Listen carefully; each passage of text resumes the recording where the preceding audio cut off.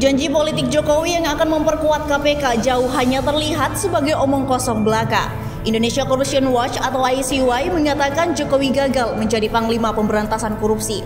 Hal ini dinilai dari putusan Mahkamah Konstitusi yang menolak uji materi UU KPK penghapusan syarat memperketat remisi bagi pelaku korupsi oleh Mahkamah Agung, hingga vonis ringan atas kasus korupsi yang melibatkan pejabat politik. Dilansir dari CNN Indonesia Jakarta, Indonesia Corruption Watch atau ICW menyatakan Presiden Joko Widodo gagal menjadi panglima dalam agenda pemberantasan korupsi. ICW menyebut kebijakan yang dikeluarkan Jokowi semakin tak mendukung pemberantasan korupsi. Bisa dikatakan Presiden gagal menjadi panglima besar dalam agenda pemberantasan korupsi. Ujar Koordinator ICW Adnan Topan Husodo melalui keterangan tertulis pada Kamis 9 Desember. Pihaknya menilai negara telah menyampingkan agenda pemberantasan korupsi. Hal ini tercermin dalam putusan Mahkamah Konstitusi yang menolak uji materi Undang-Undang KPK, penghapusan syarat memperketat remisi bagi pelaku korupsi oleh Mahkamah Agung, hingga vonis ringan atas kasus korupsi yang melibatkan pejabat politik. Adnan menyatakan janji Jokowi menguatkan KPK jauh panggang dari api. Sebab, fakta yang terjadi sejauh ini justru memperlihatkan pelemahan, seperti kebijakan politik mengubah Undang-Undang KPK. Dipilihnya komisioner KPK bermasalah, hingga pemecatan puluhan pegawai KPK secara ugal-ugalan melalui asesmen tes wawasan kebangsaan atau TWK. Namun kata Adnan, Jokowi tak mengambil tindakan berarti meskipun Komnas HAM dan Ombudsman RI telah menemukan pelanggaran HAM dan maladministrasi dalam penyelenggaraan alih status pegawai KPK menjadi ASN tersebut. Agenda penguatan KPK sebagaimana disampaikan oleh Presiden jauh panggang dari api, ujarnya. Lebih lanjut, Adnan mengatakan kebijakan politik untuk memperkuat agenda pemberantasan korupsi juga dapat dipotret dari politik legislasi nasional. Sejumlah regulasi penting seperti RUU Perampasan Aset, RUU Pemberantasan Transaksi Uang Kartal, dan RUU Tipikor tak pernah masuk ke dalam program legislasi nasional atau prolegnas prioritas. Menurut Adnan, merosotnya upaya pemberantasan korupsi berimbas pada semakin buruknya pengelolaan etika pejabat publik. Ia pun mengkritik praktik rangkap jabatan serta kepentingan politik dan bisnis yang menjadi bukti konkret tata kelola pemerintahan yang bermasalah. Momentum Hari Anti Korupsi Dunia ini patut kita rayakan dengan kesedihan, karena korupsi selalu mengorbankan kita sebagai warga masyarakat.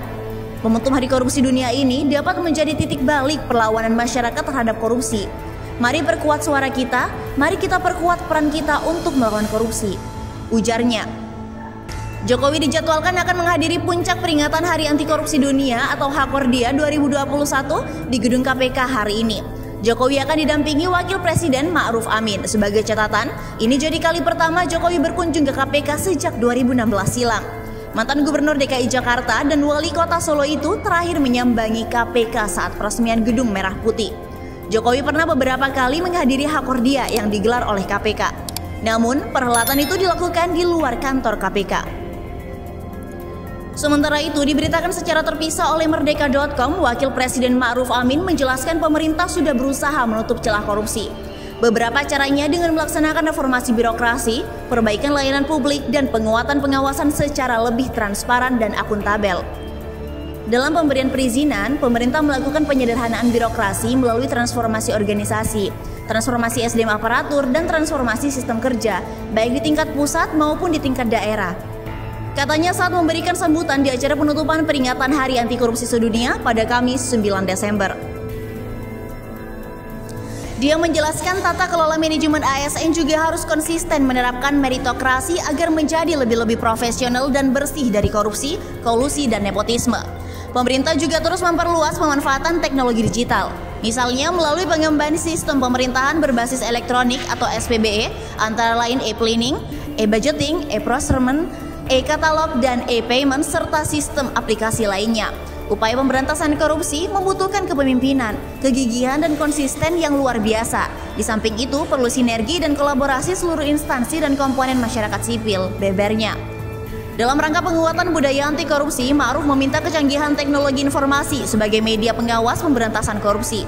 Media sosial dalam berbagai platform juga dapat menjadi media kontrol yang ampuh bagi masyarakat sipil untuk turut serta melakukan pengawasan. Kedua, terapkan sanksi dan hukuman yang tegas terhadap setiap perilaku korupsi sebagai penegakan hukum dan menjaga kewibawaan aparat penegak hukum dalam memberantas korupsi. Bebernya. Ketiga, bangun mindset aparatur birokrasi yang berakhlak secara sungguh-sungguh dan konsisten. Hal ini agar menjadi pelopor budaya anti korupsi di dalam pemerintahan. Dan terakhir, kata Ma'ruf, menggencarkan dan pupuk nilai-nilai anti korupsi agar menjadi karakter bangsa. Peran orang tua, guru, ulama, dan akademisi dapat menjadi kekuatan sosial bersama, pungkasnya.